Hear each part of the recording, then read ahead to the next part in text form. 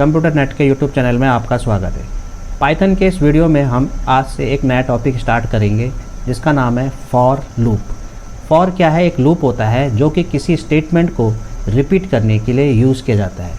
तो सबसे पहले फॉर लूप का सिंटैक्स समझते हैं और फिर उसके बाद फॉर लूप कैसे किसी स्टेटमेंट को रिपीट करेगा। तो सबसे पहले फॉर लूप का सिंटैक्स। तो यहाँ पर हमने फॉर लूप का सिंटैक्स समझना है।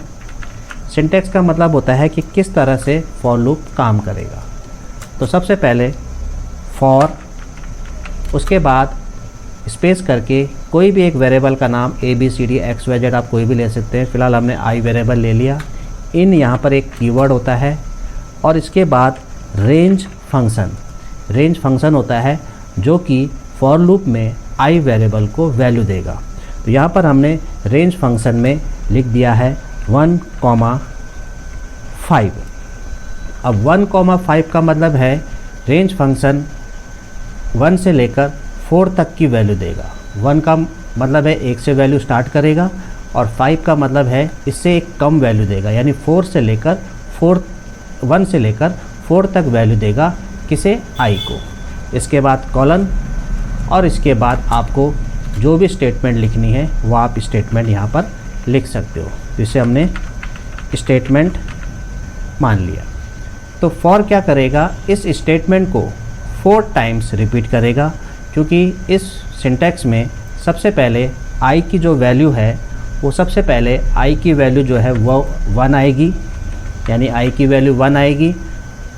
तो रेंज फंक्शन क्या करेगा? सबसे पहले आई को वैल्यू 1 देगा और फिर 1 के लिए फॉर इस स्टेटमेंट को रिपीट करेगा।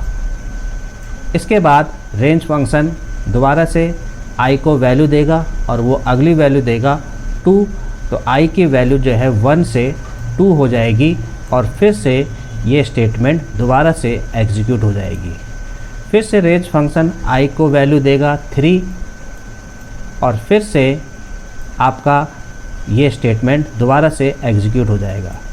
फिर से रेंज फंक्शन आई को वैल्यू देगा 4 और फिर से ये स्टेटमेंट रिपीट हो जाएगी। अब रेंज फंक्शन आई को वैल्यू नहीं देगा, क्योंकि हमने यहाँ पर रेंज लिखा है 1,5। 5 का मतलब है इससे एक कम वैल्यू आएगी, यानी कि 4 तक ही वैल्यू आएगी। तो 1, 2, 3 और 4 के लिए हमारी ये स्टेटमेंट 4 बार रिपीट हो गई है। तो इस तरह से फॉर लूप का यूज़ किया जाता है किसी भी स्टेटमेंट को रिपीट करने के लिए। अब एक दूसरे टाइप का फॉर लूप इस्तेमाल करते हैं। फॉर आई इन रेंज, इस बार हमने इसके अंदर 5 लिख दिया। तो अब इसका मतलब क्या है? इसकी स्टेटमेंट लिख दी। स्टेटमेंट। अब रेंज फंक्शन क्या करेगा? आई को वैल्यू देगा 0 से।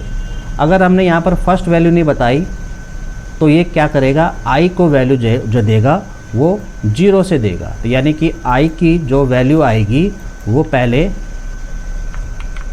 0 आएगी। तो 0 के लिए इस स्टेटमेंट को वो एग्जीक्यूट कर देगा।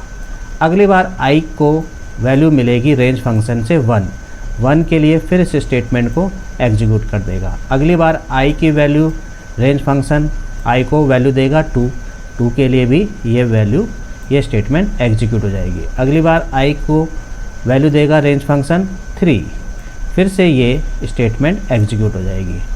फिर से आई को वैल्यू देगा 4, फिर से ये स्टेटमेंट एग्जीक्यूट हो जाएगी। तो अगली बार आई को वैल्यू नहीं मिलेगी, क्योंकि रेंज में हमने 5 लिखा हुआ है। इसका मतलब 5 से एक कम, यानी 4 तक ही ये वैल्यू देगा। तो अगर हम यहाँ पर स्टार्टिंग वैल्यू नहीं बताते हैं तो आई को जो वैल्यू है वो 0 से स्टार्ट होगा।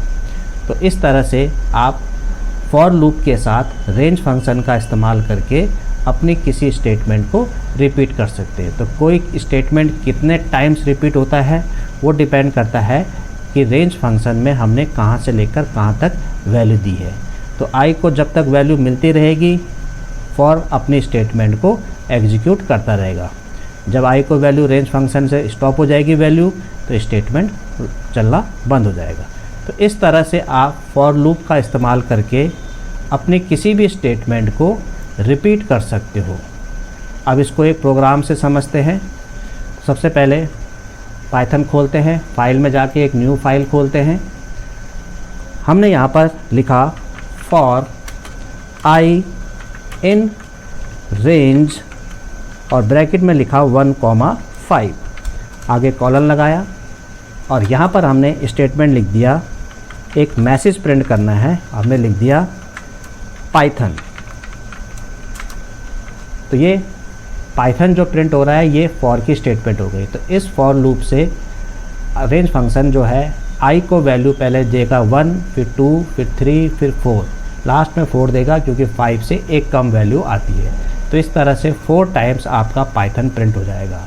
इस प्रोग्राम को सेव करते हैं और इसे हमने for_1.py नाम से डेस्कटॉप में हमारा एक फ़ोल्डर है पाइथन फाइल्स नाम से, उसमें सेव कर लिया। रन में जाके रन मॉड्यूल पे क्लिक करते हैं तो हम यहाँ पर देखेंगे पाइथन जो है वो 4 टाइम्स प्रिंट हो गया है। अब ये 4 टाइम्स ही क्यों प्रिंट हुआ है तो इस प्रोग्राम को समझते हैं। तो सबसे पहले रेंज फंक्शन आई को वैल्यू 1 देगा, तो 1 के लिए पाइथन प्रिंट हो गया। उसके बाद रेंज फंक्शन आई को वैल्यू 2 देगा, 2 के लिए भी पाइथन प्रिंट हो गया। फिर 3 देगा, 3 के लिए भी पाइथन प्रिंट हो गया। फिर 4 देगा, 4 के लिए भी पाइथन प्रिंट हो गया। अब 5 नहीं देगा क्योंकि जो हम लास्ट वैल्यू लिखते हैं उससे एक कम वैल्यू ही आई को मिलती है।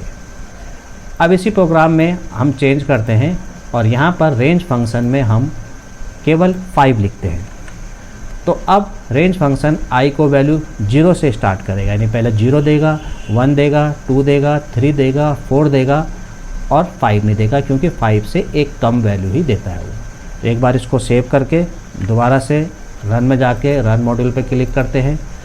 अब हम देखेंगे हमारा जो पाइथन है वो 5 टाइम्स प्रिंट हुआ है। कैसे करके, रेंज फंक्शन ने पहले आई को वैल्यू दी 0, 0 के लिए पाइथन प्रिंट हो गया। फिर 1 दिया, 1 के लिए प्रिंट हो गया। फिर 2 दिया, 2 के लिए भी प्रिंट हो गया। फिर 3 दिया, 3 के लिए प्रिंट हो गया और लास्ट में 4 देगा, 4 के लिए भी प्रिंट हो गया। तो इस तरह 0, 1, 2, 3, 4 के लिए आपकी स्टेटमेंट पाइथन प्रिंट हो गया है। तो इस तरह से फॉर लूप काम करता है रेंज फंक्शन के साथ आपकी स्टेटमेंट को प्रिंट करने का।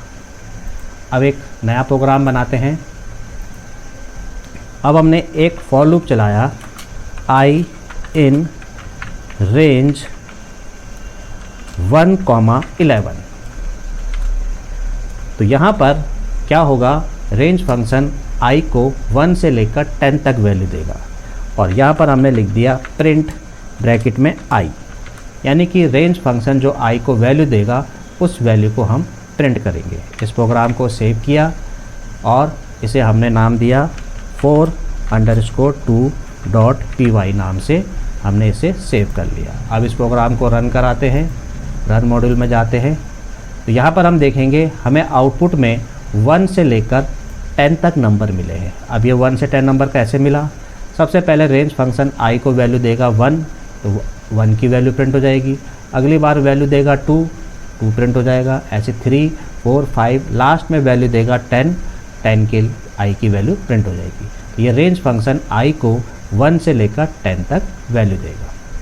अगर आप चाहते हो कि आपको 10 से लेकर 15 तक प्रिंट करना है तो आपको यहाँ पर रेंज 10,16 लिखना पड़ेगा, तब जाके आपको रेंज फंक्शन 10 से लेकर 15 तक वैल्यू देगा, क्योंकि एक वैल्यू ज़्यादा लिखते हैं यहाँ पर।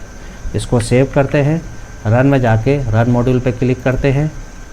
तो अब आप देखेंगे कि हमारे इस प्रोग्राम का आउटपुट आया है 10 से लेकर 15 तक आपके नंबर प्रिंट हो रहे हैं, क्योंकि रेंज फंक्शन आई को वैल्यू 10 से लेकर 15 तक देगा। तो इस तरह से आप फॉर लूप का इस्तेमाल करके किसी भी एक वैल्यू से किसी दूसरी वैल्यू तक आप नंबर प्रिंट कर सकते हो। तो ये था for loop with range function.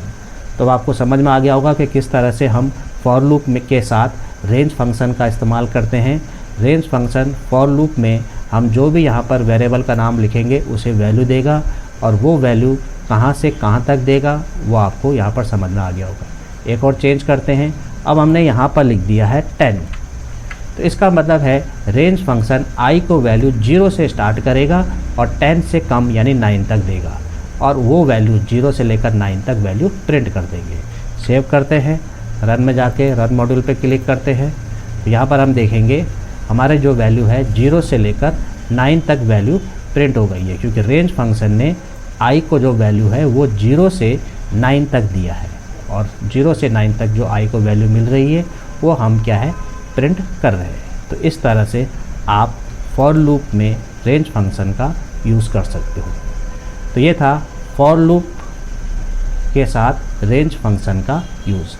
Next video में हम फॉर लूप से कुछ नए प्रोग्राम्स बनाएंगे।